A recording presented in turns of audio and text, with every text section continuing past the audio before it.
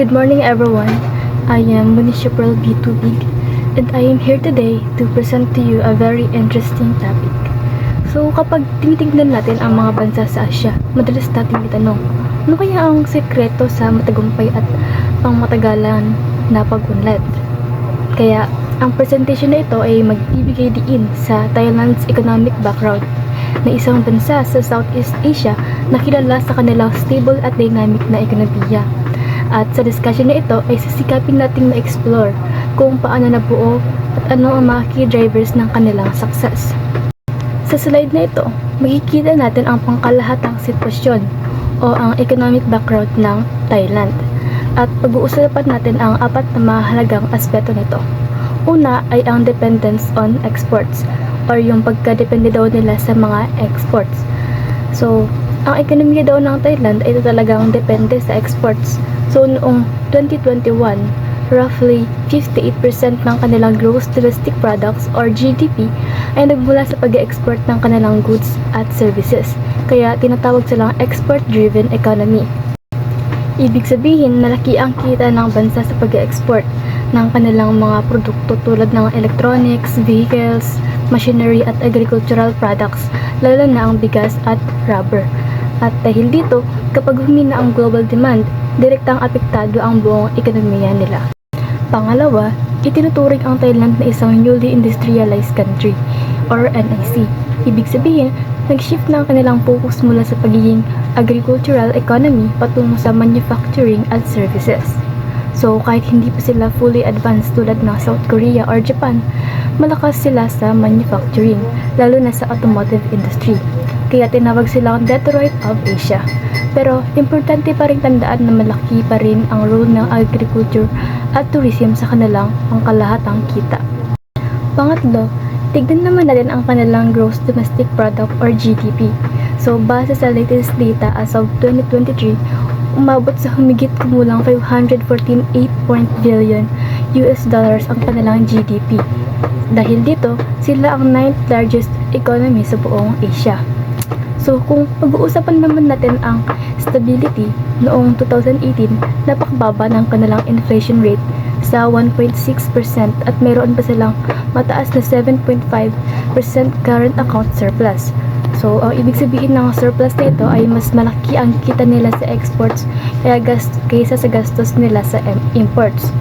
At nakakatulong ito para maging stable at malakas ang kanilang financial reserves ng bansa.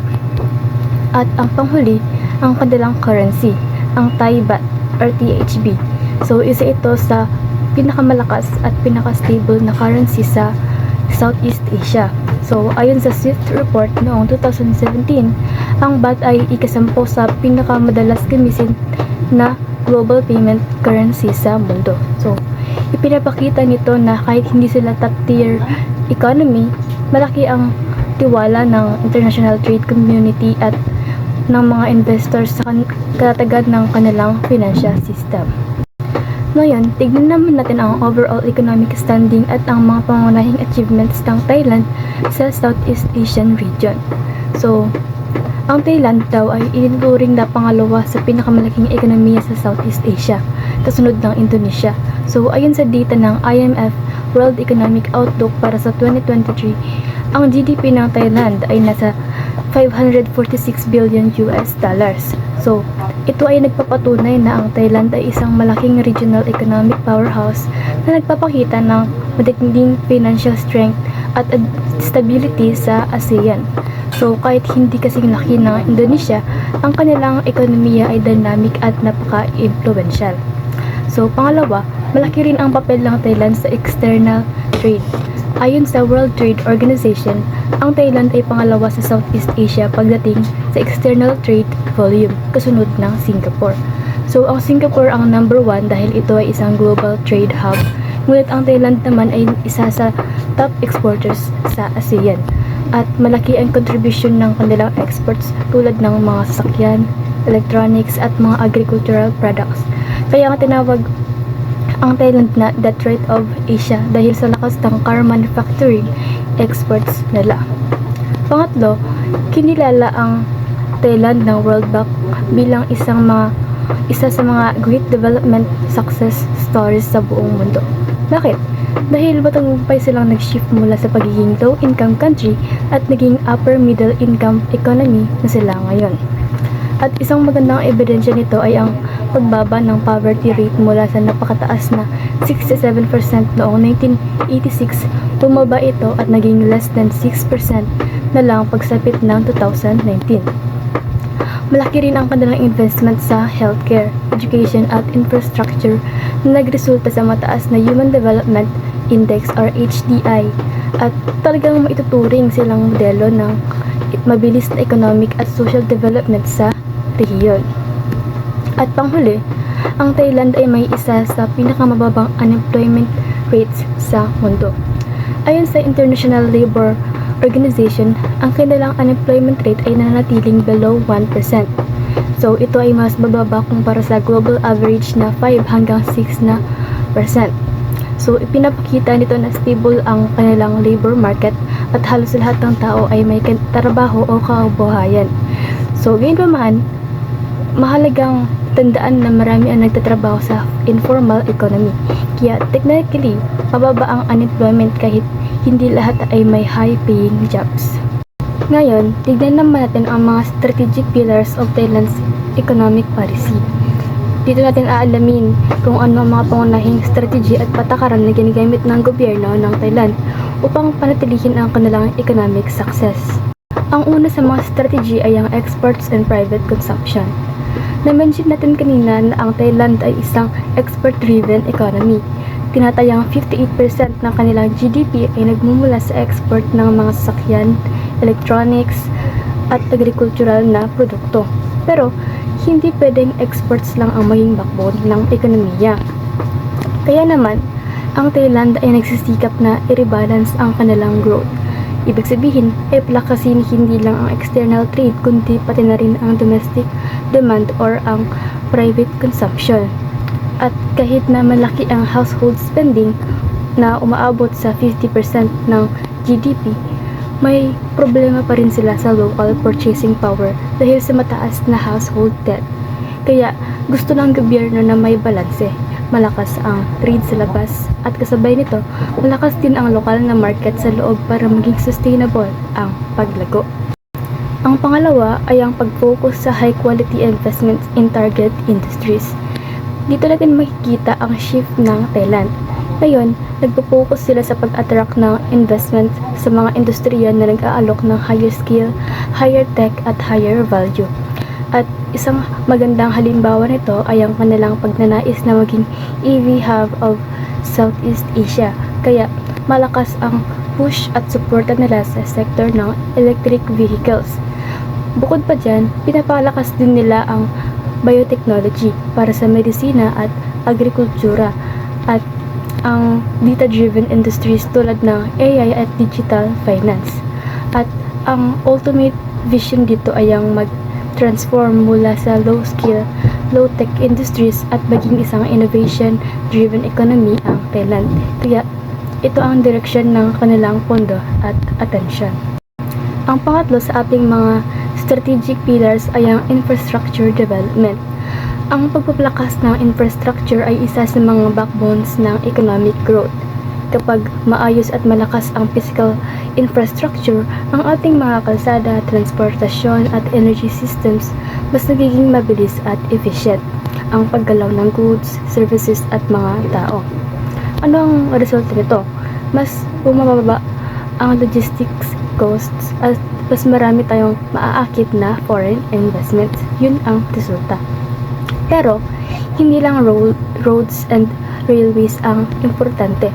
Kasabay nito, malaki rin ang investments nila sa human infrastructure tulad ng education at healthcare dahil ang educated and healthy citizens ay nangangahulugang skilled at productive workforce. Kaya sinasabay ng Thailand ang pag-invest hindi lang sa mga istruktura kundi pati na rin sa tao mismo. At ang pang-apat na pillar ay ang reform and regulatory modernizations. Dito na pumapasok ang konsepto ng ease of doing business. Kapag simple, streamlined at transparent ang trade and business regulations, mas maraming investors ang hindi matatakot na pumasok. Ang layunin dito ay bawasan ang bureaucracy at itaas ang transparency upang maiwasan ang corruption. At kasama rin dito ang fiscal reforms na nagpapalakas sa government finance. At mas efficient ang collection ng buwis at mas maayos ang paggamit ng public funds. Ito yung pagpopromote ng transparency ay mahalaga dahil dito nabubuo ang tiwala hindi lang ng mga lokal na mamamayan kundi pati na rin ang mga dayuhang investors. At ang huling pilar, pag-uusapan natin ang direksyon ng Thailand patungo sa sustainable at inclusive na paglago na sa pamamagitan ng BCG or Biocircular Green Economy Model. Ang BCG Economy Model ay ang unique approach ng Thailand sa sustainability. Layunin nitong isabay ang economic growth at ang environmental protection. So, ang BGC po ay tumutukoy sa tatlong aspeto. Una, yung bio. Ito yung paggamit ng biotechnology at biological resources. For example, ang pagpapalakas sa sustainable agriculture at bioenergy production. Sunod ay yung circular. Ito naman ay ang nagpo-promote ng recycling at reusing ng mga material upang mabawasan ang waste or basura na nagpapataas ng efficiency. At ang green, ito po yung pagsuporta sa mga eco-friendly industries at ang paggawa ng mga sistemang climate resilient para makatulong sa paglaban sa climate change. So, sa madaling salita po, ang ultimate goal ng BCG model ay inclusive growth. Ibig sabihin, habang umaasenso ang ekonomiya ng Thailand, hindi naaapektuhan ng sobra ang environment at masisiguro ang kinabukasan ng susunod na generation. So, that was the strategic pillars at ang long-term vision ng Thailand para sa kanilang ekonomiya. So, sa pamamagitan ng apat na hiliging ito, yung exports, high-tech, investment, infrastructure at regulatory reforms, sinusiguro nila na ang matatag at sustainable na future sa kanilang bansa. Ngayon, tignan naman natin ang economic overview ng Thailand bilang recap ng mga importanteng detalye na ating napag-usapan. Una, ang pera ng Thailand ay ang Thai baht. So, nananatiling stable ang baht dahil sa regulasyon ng Central Bank ng Thailand. Pero, naapektuhan pa rin ito ng mga pagbabago sa global market. Pangalawa, hindi calendar year ang gamit ng Thailand. Ang kanilang fiscal year ay nagsisimula tuwing October 1 at nagtatapos ng September 30. So, makikita rin dito ang kanilang malawak na global reach, kaya miyembro sila ng mga major trade organizations tulad ng WTO, APEC, ASEAN at RCEP. So, ang pagiging member nila rito ay nagpapakita na globally integrated ang ekonomiya ng Thailand. Panghuli, sa country group classifications, tinatawag silang upper middle income economy at isang newly industrialized country dahil nag-shift na sila mula sa agrikultura patungo sa manufacturing at services. Ngayon, titignan naman natin ang kanilang statistics. So, ayon sa UN World Population Prospects, ang population ng Thailand ay nasa 71.6 million by 2025. So, ang growth rate nito ay babagal or less than 0.3% per year dahil sa aging population at low birth rate. Sa GDP naman, nasa $546 billion ang kanilang nominal GDP. Pero kung gagamitin natin ang PPP or Purchasing Power Parity, mas mataas ito sa $1.857 trillion. Ibig sabihin, mas malaki ang halaga ng kanilang pera kung domestic cost of living ang basehan. Sa GDP rank, nasa 29th place sila nominally. Pero kung PPP, mas mataas sila sa 23rd place dahil mas mababa ang presyo ng goods and services sa Thailand. Sa GDP growth, bumagal ito at inaasahang nasa 1.8% na lang sa 2025. Ang pagbagal na ito ay dahil sa weak exports, mataas na household debt at global trade tensions. Ito naman ng ibang data kung saan nagmumula ang kita ng Thailand. Sa GDP per capita or kita per tao, nasa 7.770 dollars. Ito ay nominally. So sa GDP per capita rank naman, nasa 87th place sila globally. Ibig sabihin, nasa gitna sila. Hindi sobrang mahirap, pero malayo pa rin sa mga top economies. So ang PPP rank mas mataas kasi mas mura ang cost of living sa Thailand kaysa western countries. Sa GDP naman by sector, makikita natin na ang services ang pinakamalaking economic driver na nasa 58.5%, lalo na ang tourism. So ang industry or manufacturing ay nasa 32.9% at ang agriculture ay 8.6%.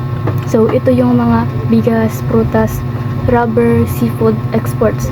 At dito ay may pinapakita na service-driven ang istruktura ng ekonomiya. At ang panghuli, ang inflation rate nila ay napakababa sa 1.37% na nagpapatunay na matatag na presyo ng mga bilihin kumpara sa maraming bansa sa ASEAN. Dito naman makikita natin ang social statistics.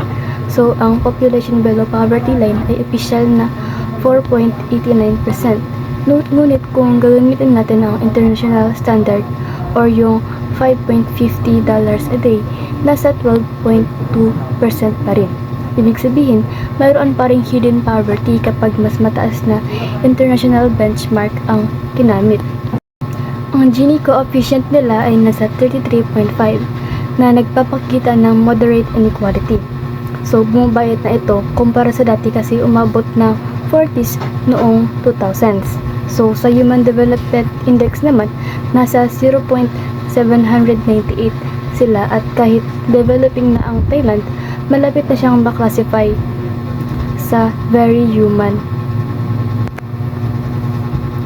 Sa Human Development Index naman or HDI, nasa 0.798 sila at kahit developing pa ang Thailand, malapit na siyang maklasify sa very high human development group. Malaki rin ang kanilang labor force sa 40 million workers at nananatili ang napakababang unemployment rate na 1.0%. Pero tandaan natin na mababa ang unemployment dahil maraming tao ang nasa informal jobs tulad ng street vendors kahit mababa ang kita.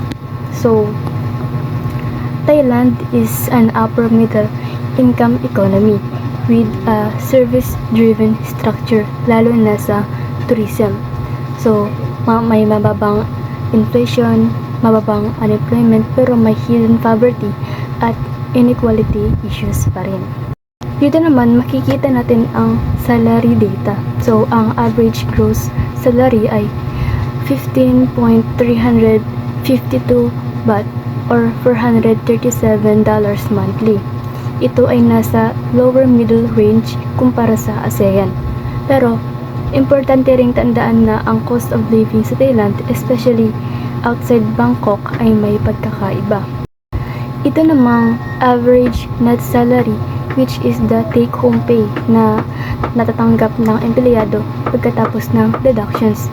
So, in this case, 14,505 Thai baht or $413 US. Maliit lang ang difference between gross and net, which suggests relatively low income taxes for this salary bracket. Ang main industries naman nila ay nagpapakita ng diversified structure.